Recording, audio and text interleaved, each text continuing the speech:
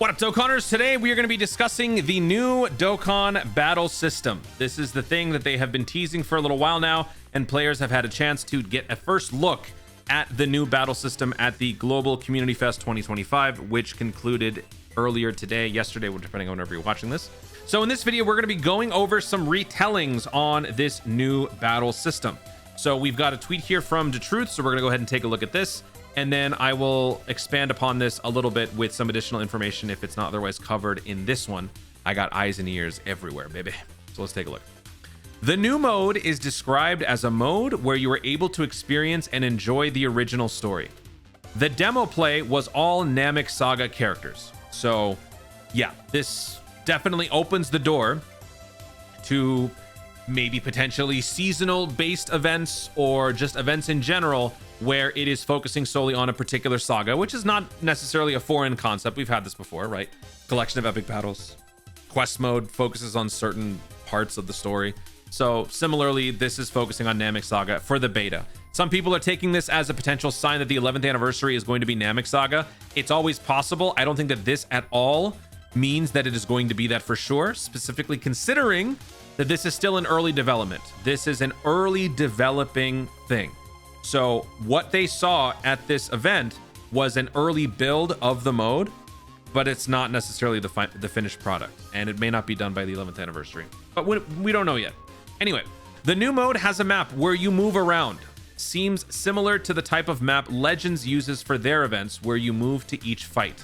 So it kind of is in line with Dokkan already. We've got a map, you move around. The way that I've always kind of compared Dokkan's overworld map system was to that of Budokai 2.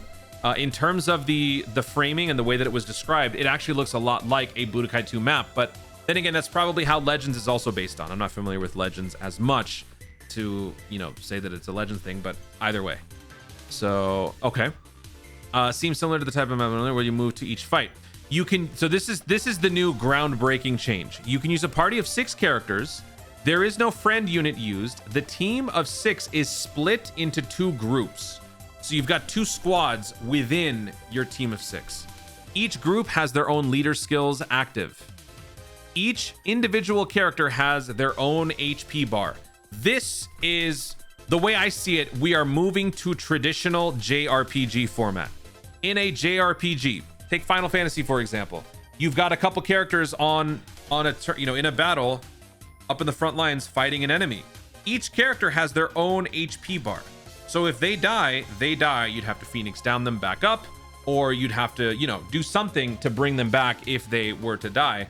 But it's not like if you die with that one character, it's game over. Each one has their own individual HP bar, which is definitely a nice twist. And actually, I have the Dokkan Battle up right here. So obviously this is not the new game mode, but this is my link leveling team. So to give a more visual comparison, let me pull up my little pointer here. Squad A, Squad B. This dude doesn't exist. So it is actually a 3-person team attacking on any given turn. All right, so now let's move back here and let's continue. Individual HP bar. Oh yeah, and then actually, you know what? Let me also mention the HP bar is located above the character itself. So it's up here for each character. Down here, there's a lot of other clutter going on. And actually, that's probably going to be one of the things that potentially is, I would say, improved upon. But yeah, there's a whole lot of stuff happening down here. The HP bars for each individual character will now be up here. The characters have their normal passives, links, transformations, all abilities the same as the normal game. You have the ability at the start of the turn to swap to the second group. Doing this takes a charge to use. So this is one of the new mechanics in this new battle system. The switch, the switch point system, the switch gauge, however you want to call it. So this is Squad A. Squad B will be on deck right here. And right here, you will see all the characters in your Squad B. And then somewhere around here, there is a switch gauge. The switch or the switch points. You start off a battle with 3 switch points. Each cost has a different effect. So there are 3 options that were shown for the switch. If you spend one of your 3 switch points, you will merely switch from Squad A to Squad B. If you spend 2 out of your 3 switch points, then Squad A will sub into Squad B, and now that Squad A is on the bench, they will also get a minor heal in the process. So let's just say, for example, your Hercule almost dies on this one turn. You got to get him out of here ASAP. So if you switch and you spend 2 points doing it, you will bench them, and this guy will get a minor health buff. If this guy were to die, it's not game over, but this guy is now inoperable. So now you are functioning at a 33% less proficiency, I guess. So if that happens, then the attacks that would be generally directed towards this guy would either go to this one or this one. I don't know what that actually, I don't know the details for that one, but it would go to the other, one of the other 2 characters. So you could switch out. If you spend all 3 of the switch points, you would switch out from Squad A to Squad B, and then Squad B would enter the turn with a significant stat buff. After spending all 3 switch points, you are not out of luck, however. You can get more switch points back. This happens via the Dokkan gauge. When you use a Dokkan attack, you replenish 1 switch point. I don't know if there are other ways to get more switch points, but that is what we know. 1 switch point is given back from the Dokkan attack. Dokkan gauge replenishes much, much faster. Now, I know I might have just impeded on what Truth was trying to say here, but I wanted to just go with the flow because I remembered all that. The characters have normal passives links. You have the ability to start the turn. Doing this takes a charge to use. You have 3 charges available.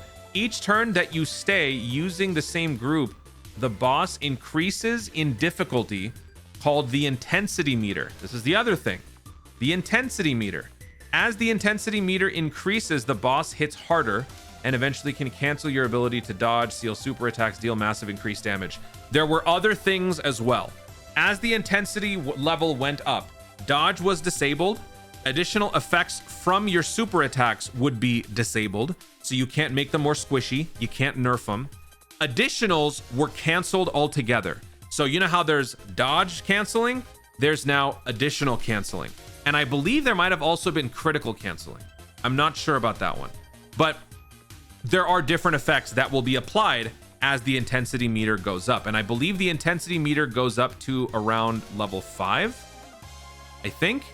So if we go back here in this giant clutter, you've got the bench right here. You've got the switch points right here. And then I believe the intensity meter is right here.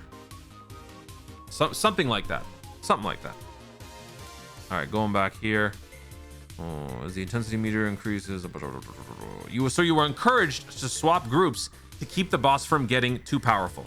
So that's where the element of strategy comes into play. You want to be swapping. You have the 2 teams that were provided were essentially your bruisers and your debuffers, kind of.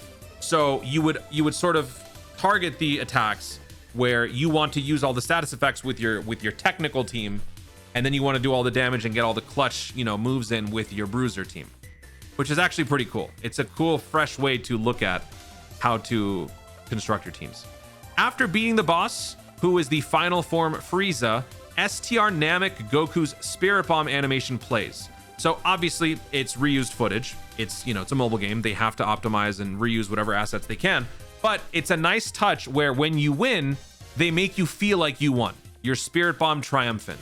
So they play that animation. You see the what is it? The zoom out shot of the planet as you see the light coming from the spot where the Spirit Bomb is played, and you win. The reward for this are new customizable card effects you can apply to your characters. Both LR and TUR characters were shown with new effects. STR Namek Goku's in particular, his effect looked incredible. So it seems right now the reward is purely aesthetic, but it does give a sizable amount of personality to the characters. I've never played the game, but there's that one game, Naruto Blazing, and there's this one font. I have to find it. This is what it was. It kind of looked like this. So it was the Namek Nerds. It was the LR, AGL, Gohan, and Krillin. And so while the normal animation was playing, there was some extra fancy animation going on, and it was sort of like a JoJo style just text kind of popping up, right? Whenever the pillarmen show up, or whenever something crazy happens, some text shows up. Kind of like in Dokkan, whenever an attack happens, you see like an onomatopoeia going on. But there was like something in the font that was similar to this. Oh yeah, that was kind of showing. So it definitely gave the card a lot more, I would say, flair, a lot more flair. I don't know. It was a nice fresh look. And so some of the animations were more, they would stand out more. I think the Namek Goku had a lot more going on with the like aura, the animation surrounding it. So it's unclear if that is going to be the only source of rewards from this event, but that's all that was shown for now. And yeah, there was one more thing that I had to add to it. You also gain a charge each time you do a Dokkan attack. The Dokkan gauge fills a lot faster now. So that is an important detail, because that is why the whole switch mechanic thing now exists. Maybe in the future they will add more things where there will be more ways to increase the switch gauge. Maybe there will be more ways to pay off that switch point system. Maybe there will be something where they will improve upon it to where there's 5 switch points, and if you redeem all 5, you will not only fully heal, I don't know, you not only fully heal your main rotation that you just switched away from, but the second rotation gets double the attack. I don't know. But it was an interesting start to something that I believe will definitely make things fresh, and it will give a new take, a new spin on how to approach the game. But again, it does seem for now that it's relegated to one event. But I think down the road, as there's more feedback, as there's more improvements made upon it, it will become more expansive and not just one thing. It will apply to more things. Maybe the next, I don't know, maybe the next chain battle will be some sort of a reinvention that features this new battle system. I don't know.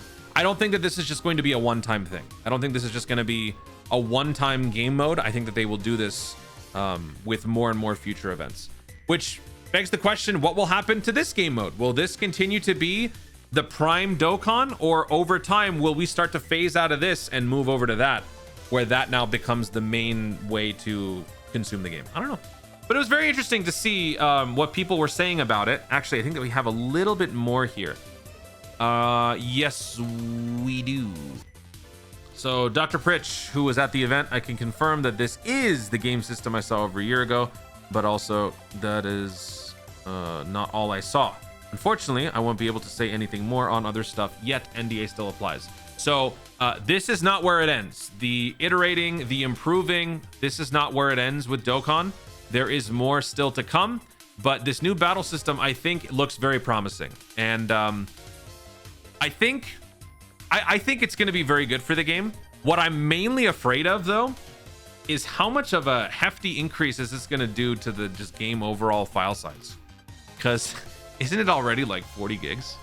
It's about to be a full-on like PlayStation 6 game when this new battle system comes out. That's maybe the only thing that I'm really concerned about. But it was interesting. It's cool. It's cool. Dokkan is going places. We're 10 years into the game and they're still improving. We love to see it.